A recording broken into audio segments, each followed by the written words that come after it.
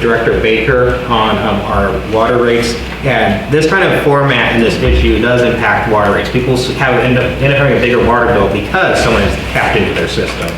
And since myself and Director Baker are already working on that direction, if my colleagues are interested in, we could look at that as well in our discussions. So, but that's up to you guys what direction you want to go with this, so we can have a long-term solution and also take care of the short-term issue that's going on right this moment. Okay. I went down and visited Mr. Patterson, and I seen that setup that he's got down there. And he also, which he's getting billed for the one in the alley. Okay, he's got a meter right there in front of his house. Now that, apparently somebody put that in there at one time, and why can't he use that meter? So, as I mentioned at the beginning of this conversation, they, at 2007 or 8 or somewhere back then, they moved the meter was moved to the street. The old one was left there. So the old one exists, just as you said, and just was explained the last time we talked about this. And a new radio read meter was installed out at the alley. So that's the one that we read. Based on what Mr. Patterson said at the last meeting in public comment, he said he's checked them both with water flowing and that they've read the same the whole time. So we don't read the older one because it's not radio read and it's not as accurate. He's saying that it's the same, which is fine, it's great for that meter. But it's not a radio read, so it's not getting the same data that every other meter is reading, and we would have to read it separately. If those two meters actually are reading the same, and they're reading the same all the time, then that would further my theory that the water is being taken from somewhere other than in that line. So really, at this point, that line is not the subject of this discussion. It's a matter of where the water is coming from, the secondary meter. Well, it would be a real easy fix, because you can trace that metal line real easy. Well, it goes straight from one meter to the other, so. Yeah. Well, yeah, but you can find out if there's any keys off from it, or does it go directly to his house? You talking about after the old meter? Yeah. I have no idea where that goes. From the old meter to the new meter is straight. So after the old meter, that's, well, I guess I omitted that part of this conversation. Yeah. But I mean, the old meter, apparently that went somewhere. So the district's responsibility ends at the meter. So technically, our responsibility ends at the back side of the meter on the homeowner side. We maintain the customer valve as a courtesy to customers, because it's not a valve that customers can customarily get. So we maintain that for customers. So essentially, after the customer valve is the customer's responsibility. So even in brand new homes, I couldn't really tell you where the line goes after it leaves the meter. Sometimes it goes straight to the house, sometimes it wanders all over the yard. You just never know.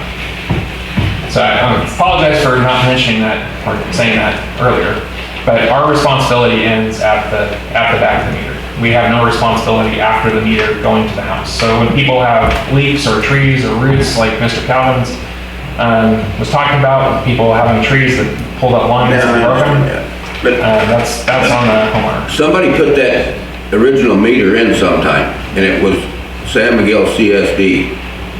And if they put a different meter in for their convenience, we're responsible for fixing it. Just like you're putting in, sewer lines and everything that down here, because it should have been in when the original sewer line went in, So I'd rather not talk about sewer lines, because that's a whole nother. Well, yeah, but I mean, I understand that fully, but you were saying that was going to be covered by a grant because you didn't hook them up. I'm not saying you particularly, So But they were that's not hooked up, they were not hooked up when the original sewer line went in and so on. So this conversation is about a water service. I know that, well, what I'm saying, The sewer is separate. The grant that I talked about, the septic to sewer, Yeah. is for connecting homes that are on septic yeah, I to understand. the sewer system, I not ones that understand are connected on But I'm just sewer. using that as, It's you know. not the same. yeah. But anyway, I think we need to really take a look at Mr. Patterson's situation and see if there's anything that we can do to correct it. Mr. Davis brings up an interesting thing, and also makes me kind of ask, and you also bring up an interesting thing as well. If we were to, let's say, because most meters, in fact, everyone should have a master, or a city side shut off. We have our own city side shut off. If we were to shut off and lock the meter that's in the alleyway, that other meter's still running, correct? And still hooked up, the old one. And so technically that would still spin, is that what I'm understanding? No. Okay, so that one is, So the new meter in the alley Yeah. intercepted the same line that the old meter is on. okay, So for the purposes of this conversation and reality, the meter in the alley, if we shut that off, then Mr. Patterson would not have any water. okay. If you turned off whatever valve may or may not work on the old meter, that would shut off Mr. Patterson's line. Okay, so it's a straight line, old meter and then new meter essentially. Yeah. Okay, yeah. Got it. I have seen also firsthand, in a new residential subdivision, 2 homes side by side. One ran the irrigation system before the building shut-off valve, and the other one ran the shut-off valve for the irrigation after the building shut-off valve. And those are things that we might want to just look at in general when it comes to our construction design standards. That's something we might be able to, kind of, I don't know if we can, because that's going into planning, but, those are just things, trying to protect the service line from additional tee-offs, moving forward in new construction. There's a lot of things that can be done, it's just trying to maneuver through all the minutia to find something. So, thank you. Trying to understand this. All right, so the new meter runs through the old meter and then runs into the house. Is that the way I understand it? All right. So why can't you just take the new meter fittings or whatever, the radio meter, and install it where the old meter is? And then his reading is from there. So if someone is stealing water from there, they're stealing it from his property. We would know that, right? And then that one, that's where, I don't know if that's a law enforcement or a civil suit, but if they're stealing water off his property, then I guess that's. Actually stealing it for my property. Well, but if the water, if we move that meter to the meter on your property, if they're stealing water in between it, Yeah, then they're stealing water from us. Yes. Right. That was my argument, Yeah. that they're actually stealing from the district and not technically me, I'm just footing the bill. So how hard is it just to put a modern meter where the old meter was? I don't recall why they didn't replace it at that point. Right, well, I mean, is that a big deal for us to do that? It's, that old one is partially under a wall, so it could be that they couldn't get to it to take it out. It's under a wall. There's a block wall right at the edge of the property. So that sits on the edge of the meter box, so generally you're able to dig up all around it and replace it as necessary. It's possible that when they moved it, maybe they didn't have the ability to move it or to dig that up, I don't know.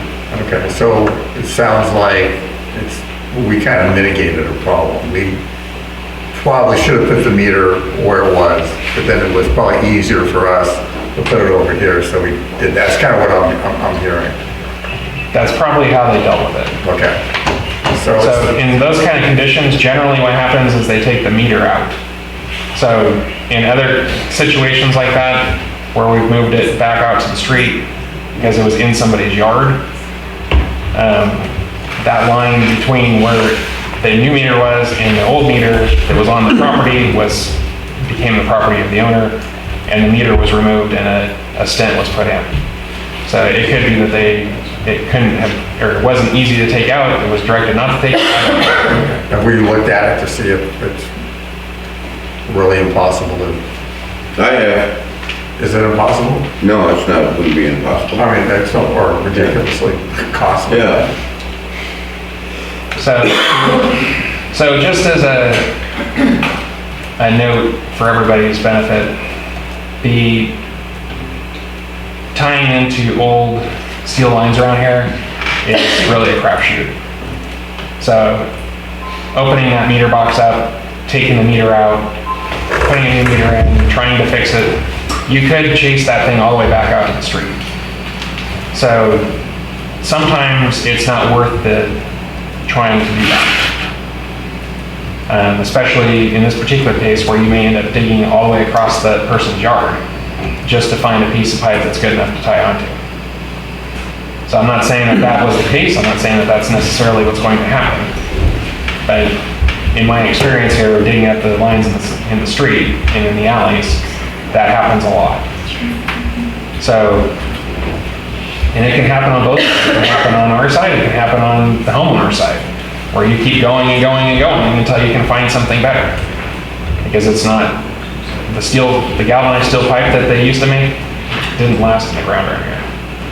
well, just in this, that meter's already in there, okay? And that's usually your brass fittings and so on, and your couplers. So I don't know what kind of adapter you need if you have to pull that out. Well, yeah, I understand that old meter still works. Well, You know. we're not gonna use the old meter. So either we're gonna Yeah. replace the meter with a new meter Yeah. and take the chances that we have to rip up everything, or we're going to leave the meter where it is and leave that.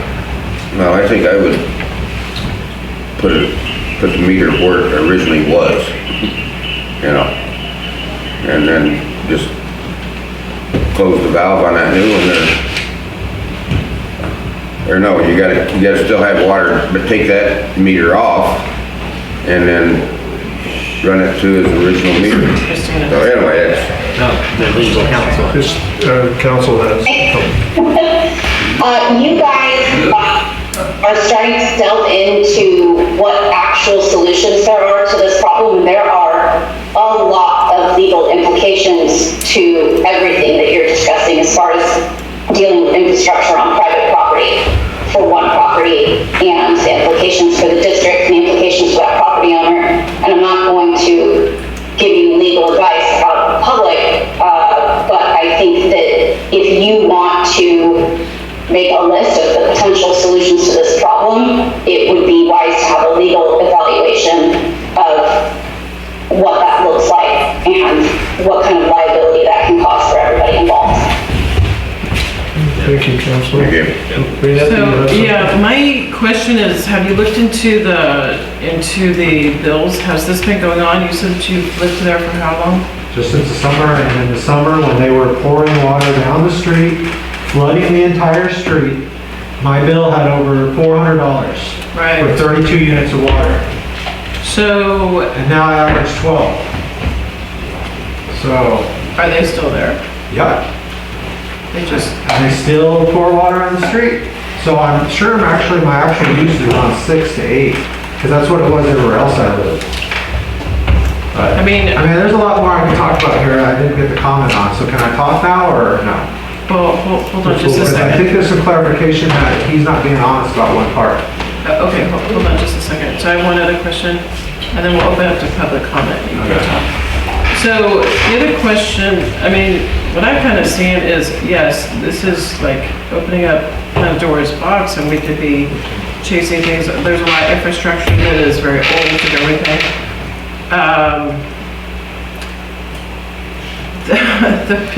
The biggest problem is you have a criminal element. That's the problem. If someone's stealing. Just that, though, I need to. Okay.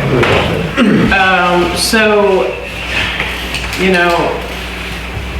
where you fix one thing, they're gonna steal another thing, so, anyway, that's my comment. So I have a comment.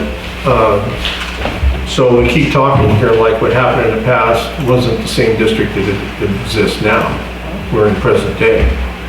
The district caused the problem exists, So the district should fix it some way or another. Here, here. And I think that there should be some solutions offered by Kelly, and what the cost of each one of those solutions should be, or could be, and then pass it by council to see if those solutions violate any laws or leave us open to litigation. And then come back to us at the next meeting with suggestions and cost for each one of those solutions for that. And again, I'll say, it's just like, I did something 10 years ago, but today I'm a different person, but I did those things, okay? So, the district, same thing. You can't just absolve yourself of something just because time has passed. That's the way I feel about it. I agree. Public comment, please approach the lectern and sign in, please. All right, my name's Brandon. Here's the whole story. One thing that Mr. Dodds is not including is the fact that if that line ever leaks, busts, or breaks, I'm liable for fixing all the damage to my neighbor's yard. I think that is wrong, because that's my service line for what he told me. I don't think I should be liable for fixing in his yard just because you guys decided to do a shortcut through his yard. The meter can go around the street, right to my existing meter. That's the way I've seen it done forever. My dad was operating engineer for over 30 years and he did water lines exclusively. I had never seen a mess like this before. It was pure laziness, the reason why it was done. Meter on the street's right here, my meter's right here. My neighbor's yard's right here. They ran straight through his yard. Why? Why would you not go around the street? It would cost you what, another 5 feet of tubing? Please. So that's one thing he didn't include in any of that, is the fact that you don't even have to bother with messing with his yard, the line in the yard, or any of that liability. Stop the line through his yard and abandon it and hook it up to my existing hookup. And we'll be done with this and there will be no more theft because it's not running through his private property. So if he steals anything now it's on the street, that's a whole nother line. Because when I talked to him about this initially, if it's stolen from you guys, it's a felony. If it's stolen from me, I gotta sue him in civil court and find a way to prove that he's stealing from me, which is near impossible. When I brought this up to him the first time, he told me it'd be at my own cost to run a new meter, but the line would still be existing.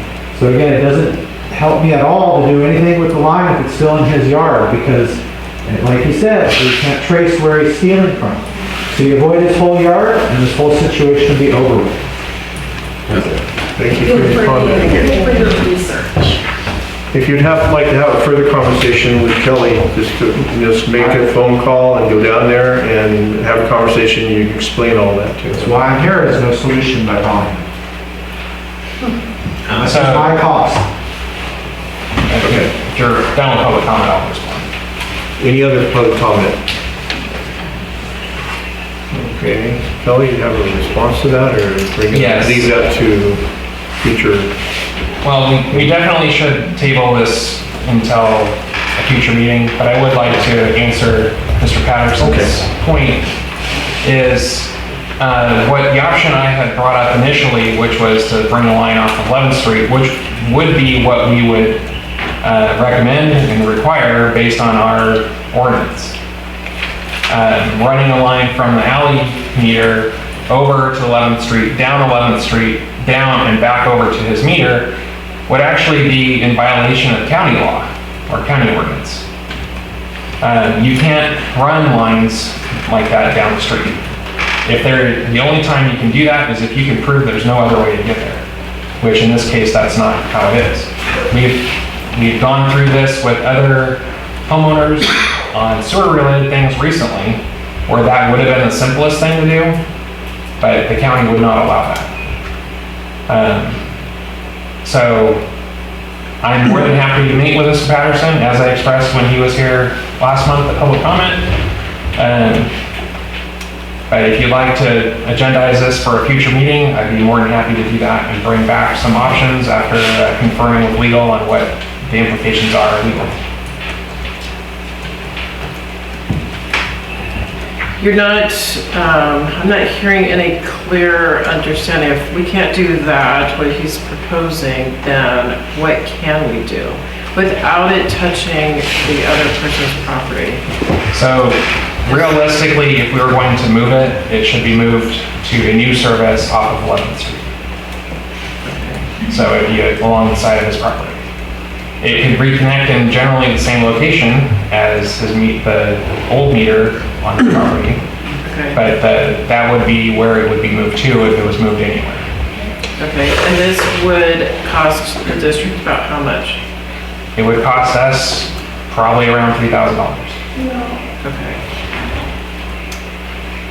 And I would like to make a motion to agendize this on a future meeting with you, coming back with solutions and cost each one of those solutions so that we can consider them in the future agenda. And now, for clarification, also for solutions, we're talking about specifically for Mr. Patterson's situation, or we're talking also long-term. Mr. Patterson's situation for right now, we're going to have to develop a policy, Yeah. from what I'm understanding, in order to deal with future situations. Absolutely. Yeah, I mean, I agree with what President Smiley said, that we as a district did make these, this is how we routed it, and it's not you as staff, it's not us as a board, but it was done. And so now we're having to fix the errors of the past, and so we need to make it right, and the best that we can, So one thing, as we're talking about the district, and the district created these problems, the district was formed in 2001.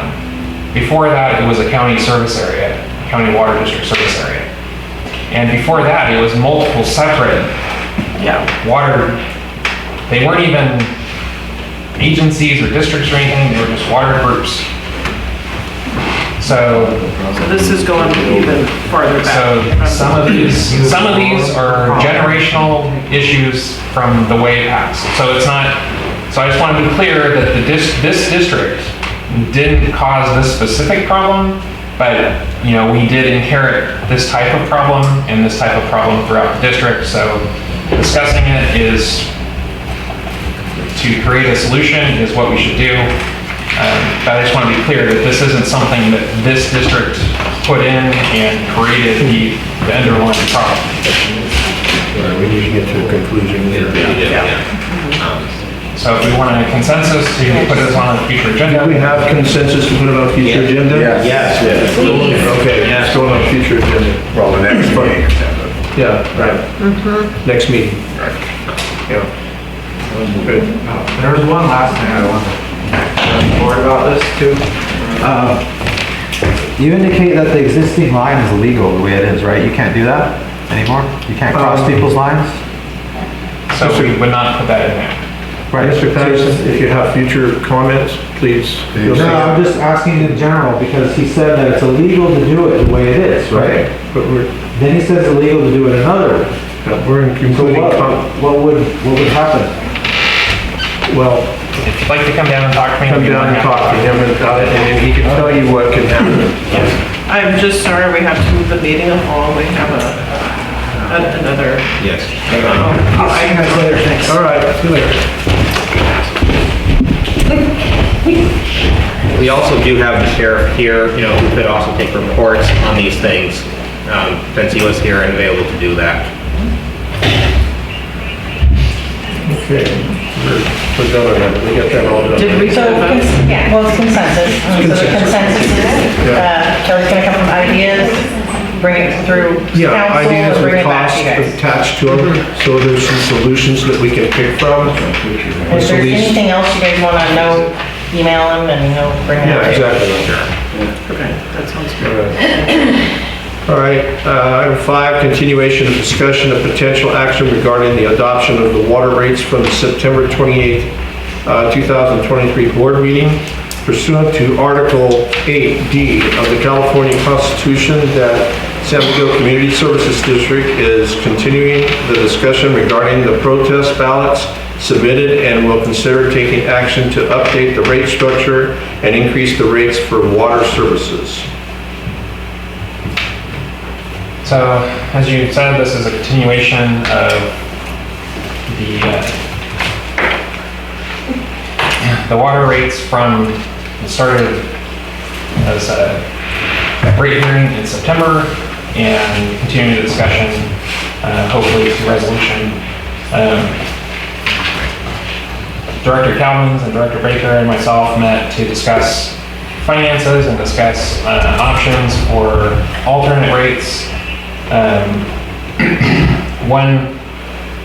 One thing that I think has come out of these meetings from the whole board is that the whole board seems to be in favor of the rate structure, and mentioned as much at the last board meeting before continuing into this board meeting. In discussions with Dr. Baker and Director Calvins, there was a lot of discussion about how these rates would support the district, if these rates were appropriate to support the district, and to look at what our capital outlay is, what we would absolutely have to have in order to survive, and those are the primary drivers. This rate that's proposed has a significant amount of capital in it, but that amount of capital is significantly less than what really is needed for the 10 and 20 year outlook for the district. As far as what the district would really need, if in discussions it was referred to as if we weren't selling water, if we were just here to meet our basic obligations, those rates, if that was what our fixed rate was based on, that number is actually higher than what is proposed for the fixed rate. Unfortunately, I wasn't able to get an actual number for that, other than, based on my math, it's closer to $40 as a fixed charge for a 1-inch meter. However, wasn't able to talk to our consultant in order to get actual hard numbers for the board at this point. One of the other things that was requested from me in those meetings was this rate history that was provided to you guys. And sorry, I probably don't have a copy for everybody, but I think there's 5 or 6 if you guys want one. If you don't mind sharing. If somebody doesn't get one and wants one, you can email me. I'd be happy to email it to you. You get it. Anybody? So this is just a general history of the rates throughout the district, or throughout the history of the district, and actually before the district. Just as an informational item, and to see what the rates were, what they historically have been, and how they proceeded. So at this point, the board should discuss how they want to move forward. If the board wants to move forward with what is proposed, and then move forward or continue working on an alternate rate that would replace this rate, or an alternate mechanism to recoup some of the capital costs, which could reduce the overall fixed monthly fee and volumetric rate if enough capital costs were deflected to a property tax or something like that.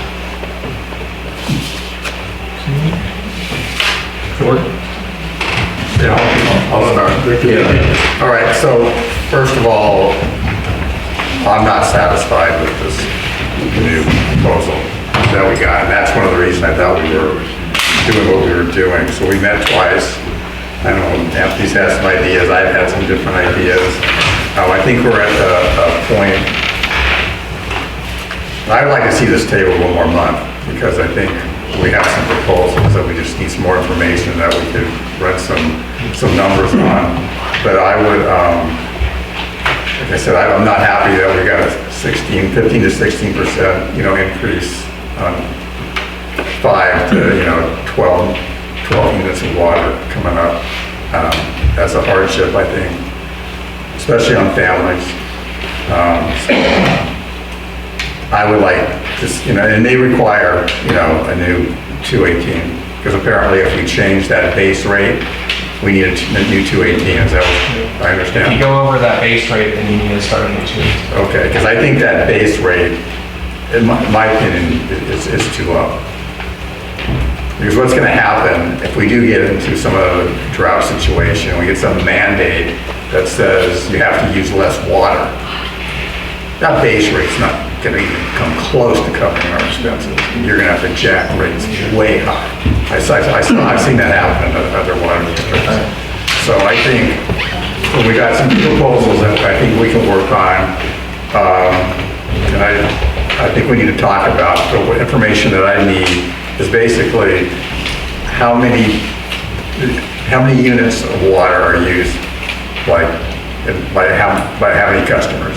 So if we got 100 customers that use 10 units, I need a breakdown so we can plug it in. Because I know we have expenses we need to make.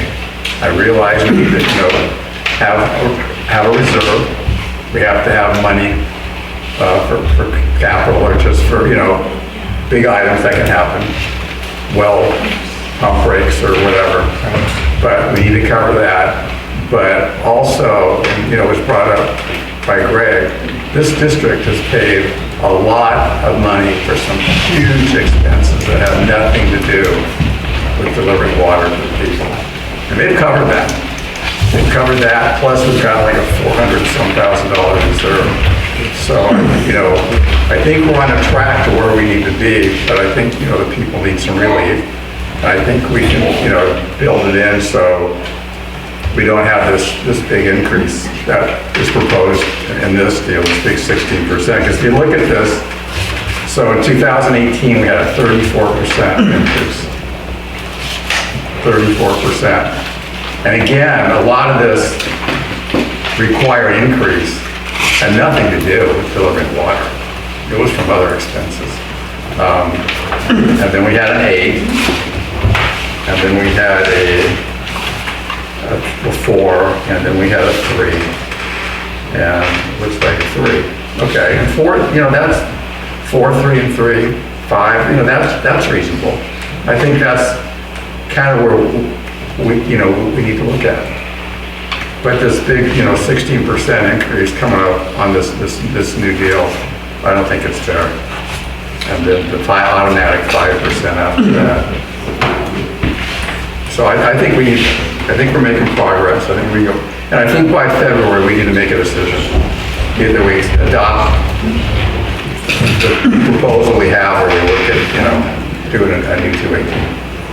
I think I would like another month for that opportunity to make that. Well, that was my question is, did you make some headway when you met Director Calvin and Director Baker? Yeah, I think we got it. Was productive? It was, I would say honestly, extremely productive. One of the things, we looked at the current rates that are being proposed. We made sure to also look at our capital projects. We've heard the two things about: one, we need to make sure our rates are affordable. Two, we need to make sure that our rates are going to fixing